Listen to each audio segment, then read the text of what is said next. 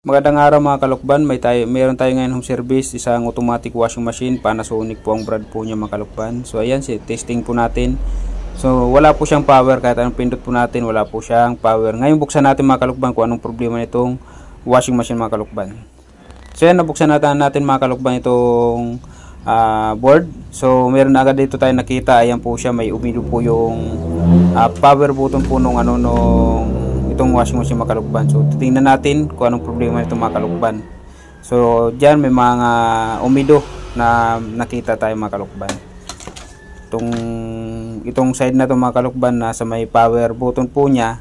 So yun po yung may maraming umido mga kalukban. So ngayon tingnan natin. Ayan mga kalukban, so binaklas na natin yung mga power button, yung po niya, yung power button nung washing machine. Yung iba tinanggal ko na rin po yung mga kalukban. Kasi bala ko dyan mga kalukban, pagpalitin ko po siya. Yung hindi naman nagagamit na pindutan, doon ko ipapalit mga kalukban doon sa power button po niya mga kalukban. So pagpalitin lang natin mga kalukban. At ito na nga, nakabit na natin mga kalukban yung yung pindutan. Try natin kung magkakameron power. Kung mag-on.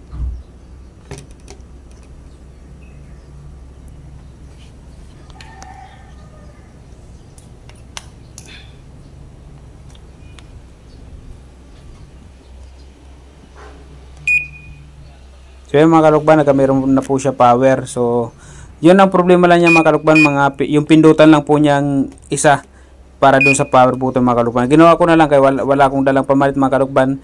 Nagtanggal ako dyan na isang pindutan para ipalit doon. Ang tinanggal ko doon mga kalukban yung hindi nagagamit na pindutan. Yung preset mga kalukban yun ang tinanggal ko kasi hindi naman daw nagagamit nila, silmura nung binili nila, hindi na gagamit yung preset niya mga kalukban, kaya nang pinagpalit ko mga kalukban. So okay na yung ginagawa natin washing machine mga kalukban. Ang problema lang po niya ay yung pindutan lang po niya mga kalukban. Kaya wala siyang power, ayaw niya mag-on kasi yung pindutan pala sira na mga kalukban. At napansin ko dito mga kalukban, nababasa yung pindutan niya kasi butas na po yung pindutan po niya mga kalukban. Yan, okay na mga kalukban, maraming salamat po sa pagkakataon pinagkaloob sa atin, lalo sa ating mga kalaman mga kalukban. Hanggang dito na video natin. Thank you.